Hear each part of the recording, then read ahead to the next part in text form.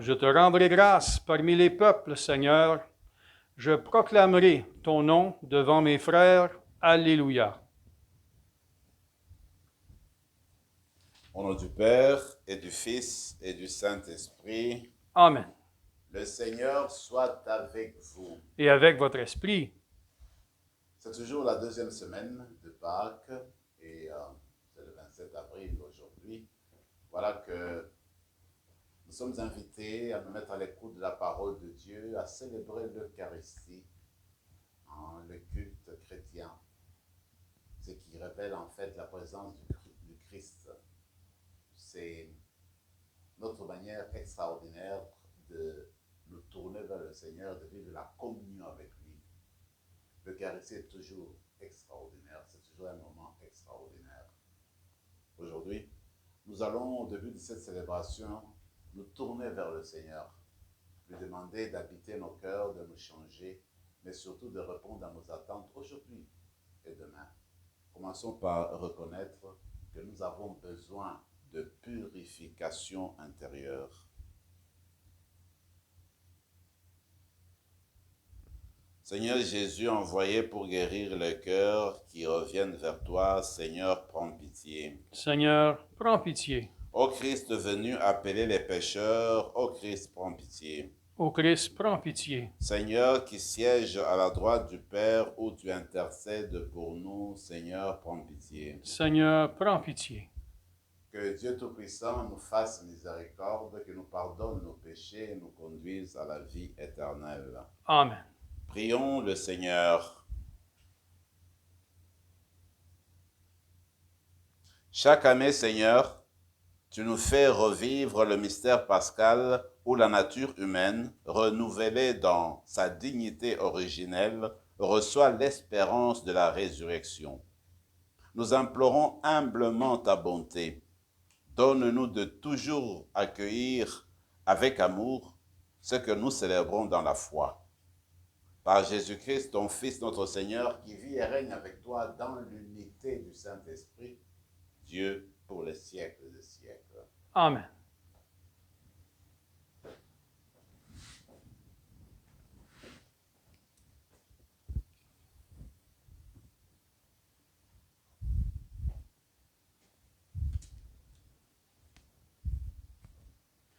Du livre des Actes des Apôtres. En ces jours-là, intervient le grand prêtre, ainsi que tout son entourage, c'est-à-dire le groupe des Sadducéens, qui était rempli d'une ardeur jalouse pour la loi. Ils mirent la main sur les apôtres et les placèrent publiquement sous bonne garde. Mais pendant la nuit, l'ange du Seigneur ouvrit les portes de la prison et les fit sortir. Il leur dit, « Partez, tenez-vous dans le temple, et là, dites au peuple toutes ces paroles de vie. » Ils l'écoutèrent. Dès l'aurore, ils entrèrent dans le temple, et là, ils enseignaient. Alors arriva le grand prêtre ainsi que son entourage. Ils convoquèrent le Conseil suprême, toute l'assemblée des anciens d'Israël, et ils envoyèrent chercher les apôtres dans leur cachot. En arrivant, les gardes ne les trouvèrent pas à la prison. Ils revinrent donc annoncer, « Nous avons trouvé le cachot parfaitement verrouillé, et les gardes en faction devant les portes. Mais quand nous avons ouvert, nous n'avons trouvé personne à l'intérieur. » Ayant entendu ce rapport, le commandant du temple et les grands prêtres, tout perplexes, se demandaient ce qu'il advenait de cette affaire. Là-dessus, quelqu'un vient leur annoncer, « Les hommes que vous aviez mis en prison, voilà qu'ils se tiennent dans le temple et enseignent le peuple. » Alors, le commandant partit avec son escorte pour les ramener, mais sans violence, parce qu'ils avaient peur d'être lapidés par le peuple. Parole du Seigneur. Nous rendons grâce à Dieu. Un pauvre cri, le Seigneur entend. Un pauvre cri, le Seigneur entend. Je bénirai le Seigneur en tout temps, sans louange, sans cesse à mes lèvres. Je me glorifierai dans le Seigneur, que les pauvres entendent et soient en fête. Un pauvre cri, le Seigneur entend. Magnifiez avec moi le Seigneur, exaltons tous ensemble son nom. Je cherche le Seigneur, il me répond. De toutes mes frayeurs, il me délivre. Un pauvre cri, le Seigneur entend. Qui regarde vers lui resplendira, sans ombre ni trouble au visage. Un pauvre cri, le Seigneur entend. Il le sauve de toutes ses angoisses. Un pauvre cri, le Seigneur entend. L'ange du Seigneur campe alentour pour libérer ceux qui le craignent. Goûtez et voyez, le Seigneur est bon, heureux qui trouve en lui son refuge. Un pauvre cri, le Seigneur entend. Alléluia, Alléluia. Dieu a tellement aimé le monde qu'il a donné son Fils unique, afin que ceux qui croient en lui aient la vie éternelle. Alléluia.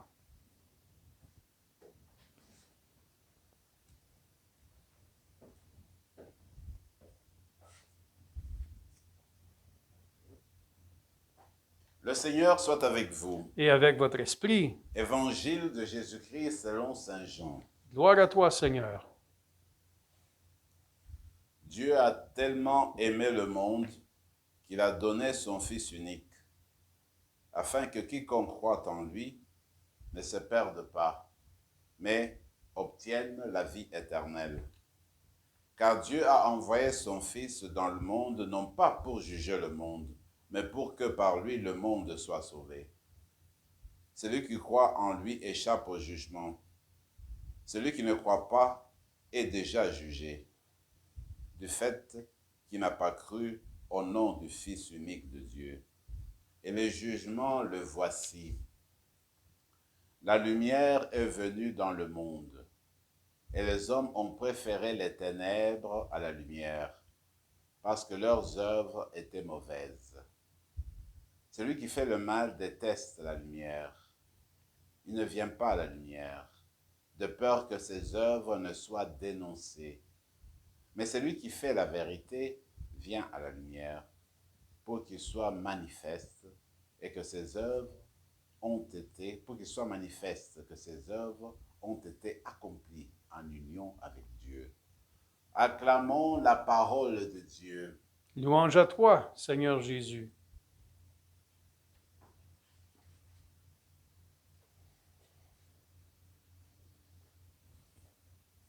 On se sert toujours du livre des Actes des Apôtres comme première lecture durant ce temps pascal. Et moi, il me semble, ce livre-là est primordial, très important pour comprendre la genèse, le début de notre Église, le début de notre communauté, la communauté ecclésiale, la communauté primitive. Je me suis toujours dit que notre communauté, l'Église de Dieu, est née, n'est-ce pas, dans la persécution, est née dans le rejet pratiquement. Et on regarde ici, on voit les apôtres, c'est encore les premières années de l'annonce de la parole. Et voilà que on ne cesse de les empêcher d'avancer avec la proclamation de la parole, avec leur mission. On essaie de les mettre les bâtons dans les roues, comme on dit. Et cette fois-là, on voulait vraiment les empêcher de continuer à proclamer. On les prend, on les jette au cachot. Taisez-vous et ne parlez plus, ne prêchez plus, ne continuez plus avec votre mission. Effectivement, ils sont entrés en prison, ils sont restés. Et on nous parle de l'ange du Seigneur qui est venu leur rendre visite, qui est venu déverrouiller les portes de la prison pour les inviter à continuer avec la mission. C'est comme pour dire, Dieu ne les a jamais abandonnés.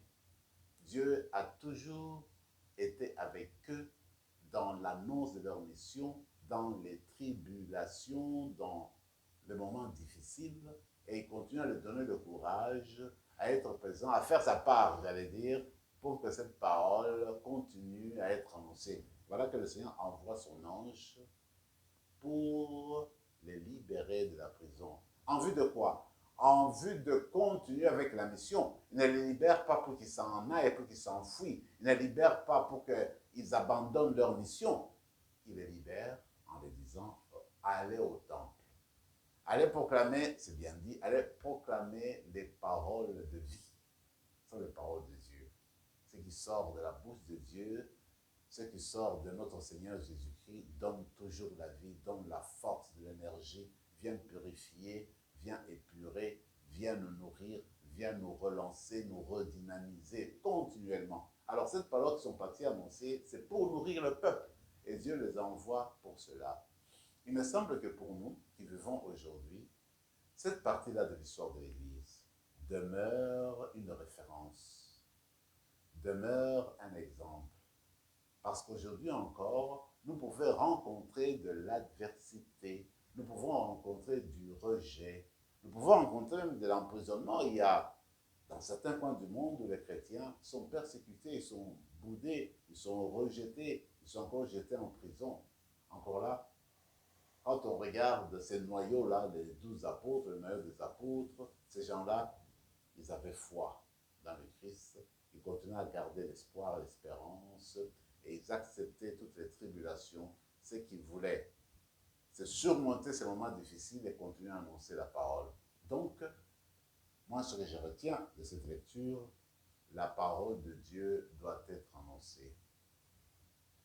L'annonce du royaume doit continuer coûte que coûte. Malgré les difficultés, les obstacles, les encombrements, tout ce qui arrive, eh bien, nous sommes invités à tout surmonter, à assurer la parole de Dieu. C'est pourquoi Dieu amène son ange, envoie son ange pour qu'on continue à annoncer la parole de Dieu, même au milieu des tribulations, au milieu de rejet, au milieu du refus. Peut-être que c'est une grâce spéciale que nous devons demander nous autres aujourd'hui où nous vivons, ici au Canada, à Ottawa, dans nos villes, dans nos paroisses, et savoir, malgré le rejet, malgré la résistance, la lenteur qu'on peut ressentir autour de nous, mais continuer à assurer cette parole de Dieu en s'appuyant sur le ressuscité. Parce qu'en fait, la parole lui appartient et la mission lui appartient vraiment. Nous sommes ses instruments, nous devons nous abandonner entre ses mains. L'évangile, je l'aime beaucoup. C'est l'évangile, vous vous rappelez, de la visite de Nicodème. C'est ce qu'on a lu déjà hier. Alors Jésus est en entretien avec Nicodème.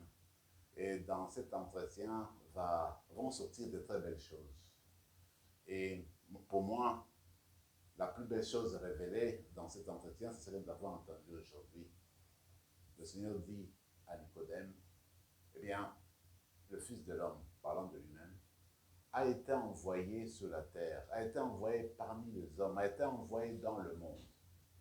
Non pas pour écraser le monde, non pas pour, n'est-ce pas, brûler le monde, non pas pour condamner le monde, mais pour que par lui, le monde soit sauvé. Je trouve ça extraordinaire et bien merveilleux.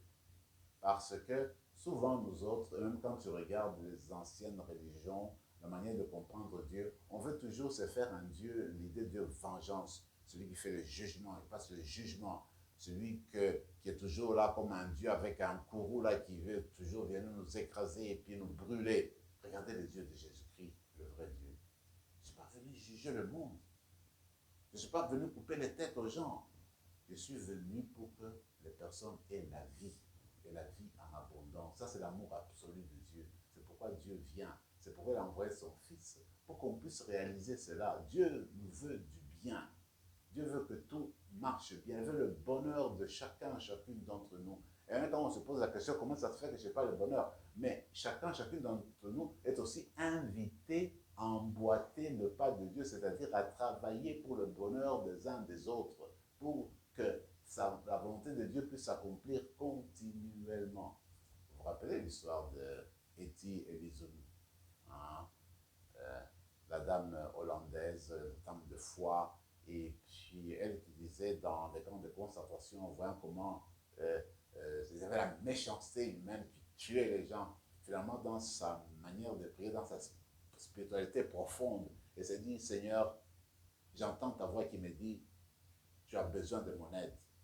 Tu as besoin que ta parole ne se meure pas dans la souffrance des gens. Tu veux que je vienne à ton aide. Tu veux que je vienne t'aider. Mais c'est extraordinaire avoir une telle pensée. Donc il me semble que Dieu veut le bonheur des hommes et des femmes de la terre.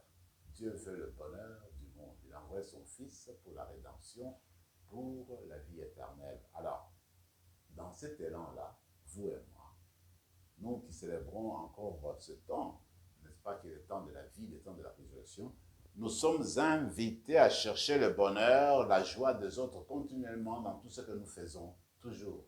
Et que le monde ne soit pas, n'est-ce pas, perdu, le monde que soit sauvé. Et annoncer cette bonne nouvelle de l'amour absolu de Dieu au monde entier, de la miséricorde de Dieu, et d'entrer dans la miséricorde. On ne reste pas les bras croisés, disant que Dieu est tout amour, donc il vient me sauver même si j'ai fait n'importe quoi. Mais non, quand on veut participer à l'amour de Dieu, à la miséricorde, on plonge dans l'amour de Dieu, on plonge dans la miséricorde, on commence à agir et à faire comme Dieu, c'est-à-dire à chercher le bonheur de tout le monde, à chercher le salut de la terre, à chercher, n'est-ce pas, la révélation et le salut de chaque être humain. Alors nous allons continuer notre célébration eucharistique en demandant ces grâces-là spéciales pour que le Seigneur puisse habiter nos cœurs et que par nous, sa parole puisse aboutir et qu'il se serve de nous comme des instruments, comme des témoins pour annoncer son amour absolu au monde, son amour absolu à chaque être humain. Amen. Amen.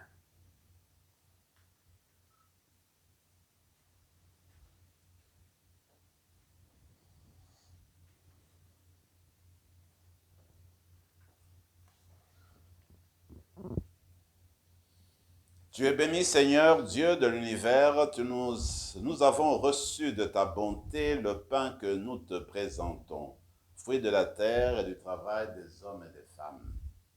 Il deviendra pour nous le pain de la vie. Béni soit Dieu, maintenant et toujours.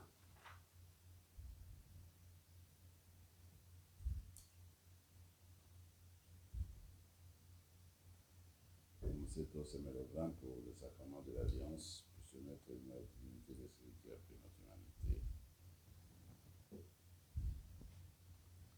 Tu es béni, Seigneur, Dieu de l'univers, toi qui nous donnes ce vin, fruit de la vigne et du travail des hommes et des femmes. Nous te le présentons, il deviendra le vin du royaume éternel.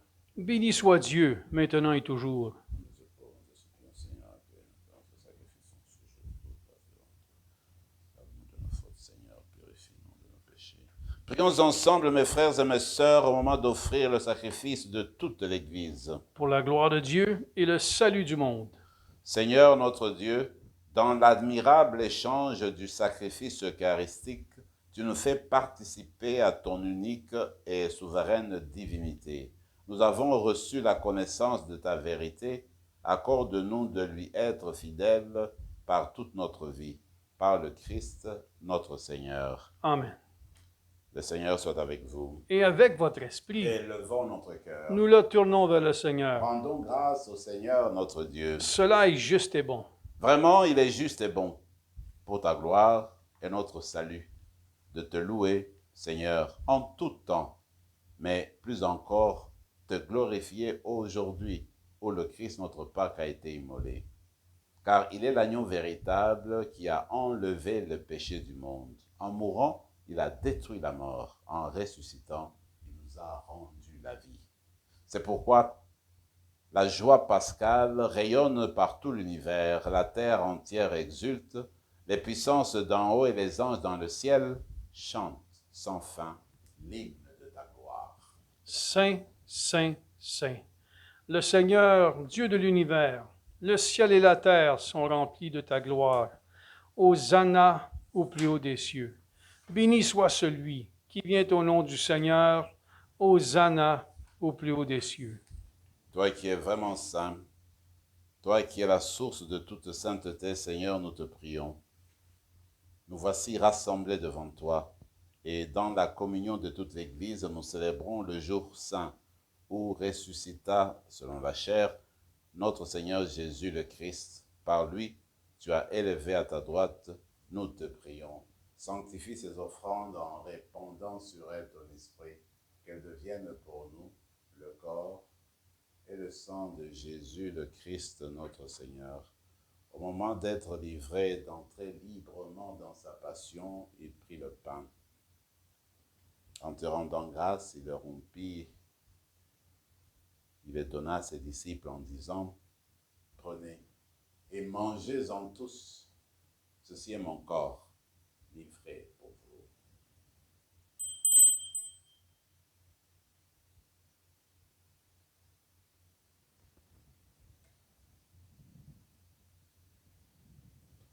De même, après le repas, il prit la coupe. De nouveau, il rendit grâce et la donna à ses disciples en disant, « Prenez et buvez-en tous, car ceci est la coupe de mon sang, le sang de l'alliance nouvelle et éternelle, qui sera versé pour vous et pour la multitude en rémission des péchés. Vous ferez cela en mémoire de moi. »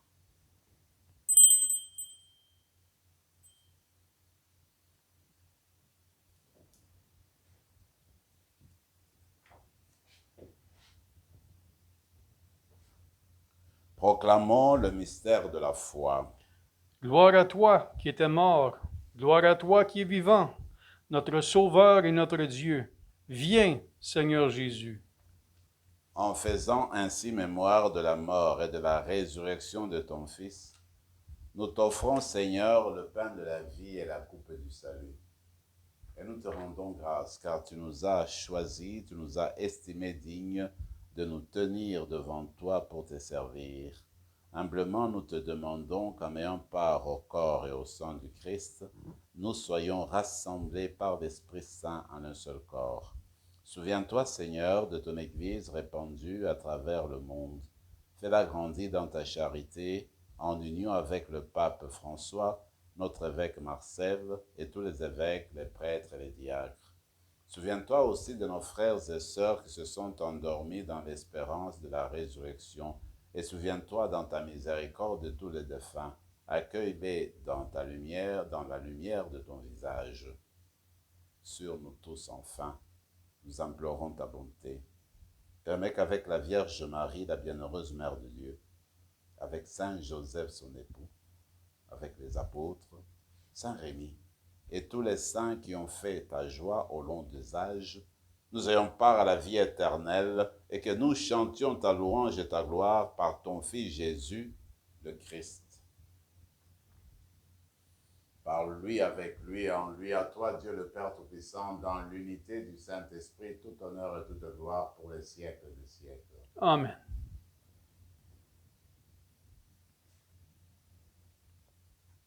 Unis dans le même esprit, nous pouvons dire avec confiance la prière que nous avons reçue du Sauveur.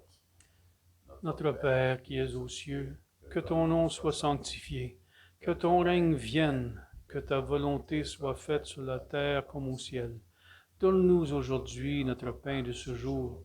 Pardonne-nous nos offenses, comme nous pardonnons aussi à ceux qui nous ont offensés, et ne nous laisse pas entrer en tentation, et délivre-nous du mal. Délivre-nous de tout mal, Seigneur, et donne la paix à notre temps. Soutenus par ta miséricorde, nous serons libérés de tout péché, à l'abri de toute épreuve. Nous qui attendons que se réalise cette bienheureuse espérance, l'avènement de Jésus-Christ, notre Sauveur. Car c'est à toi qu'appartiennent le règne, la puissance et la gloire pour les siècles des siècles. Seigneur Jésus-Christ, tu as dit à tes apôtres, je vous laisse la paix, je vous donne ma paix. Ne regarde pas nos péchés, mais la foi de ton Église. Pour que ta volonté s'accomplisse, donne-lui toujours cette paix et conduis-la vers l'unité parfaite, toi qui vis et règnes pour les siècles des siècles. Amen. Que la paix du Seigneur soit toujours avec vous. Et avec votre esprit, Agneau de Dieu, qui enlève le péché du monde, prends pitié de nous. Agneau de Dieu, qui enlève le péché du monde, prends pitié de nous. Agneau de Dieu, qui enlève le péché du monde, donne-nous la paix. Seigneur Jésus-Christ, Fils du Dieu vivant, que cette communion à ton corps et à ton sang n'entraîne pour nous ni jugement, ni condamnation, mais qu'elle soutienne notre esprit et notre corps et nous donne la guérison. Voici le ressuscité, voici l'agneau de Dieu, celui qui enlève les péchés du monde. Heureux les invités au repas des noces de l'agneau. Seigneur, je ne suis pas digne de te recevoir, mais dis seulement une parole, et je serai guéri. Que le corps et le sang du Christ nous gardent pour la vie éternelle. Amen.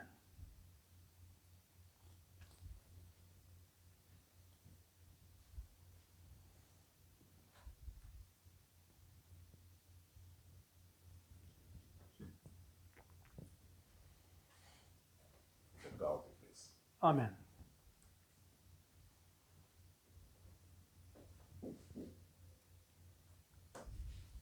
Nous venons de recevoir le Seigneur dans nos cœurs. Maintenant, prenons quelques temps de silence et de prière et entrons en dialogue avec lui.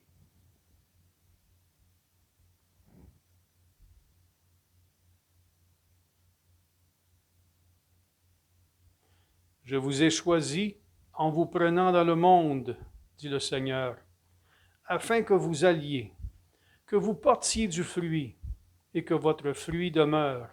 Alléluia. Prions encore le Seigneur. Dans ta bienveillance, reste auprès de ton peuple. Nous t'en prions, Seigneur. Puisque tu l'as initié au sacrement du ciel, fais-le passer de ce qui est ancien à la vie nouvelle. Par le Christ, notre Seigneur. Amen. Le Seigneur soit avec vous. Et avec votre esprit. Et que Dieu Tout-Puissant vous bénisse, le Père, le Fils et le Saint-Esprit. Amen. Allez dans la paix du Christ. Nous rendons grâce à Dieu.